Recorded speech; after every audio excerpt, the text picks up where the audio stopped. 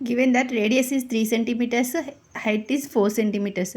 The slant height of the cone is square root of r square plus h square. Slant height ని ఎందులో తీసుకుంటాం? L తీసుకుంటాం.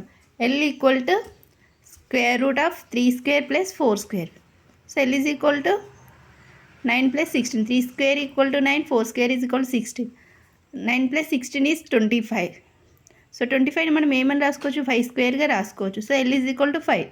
The slant height is 5 centimetres. Curved surface area of cap equal to pi RL. పైని మనం ఏ విధంగా తీసుకుంటున్నాం? 22/7 into 3 into 5. What is the radius? 3 centimetres. L slant height is 5. So 22 into 15/7.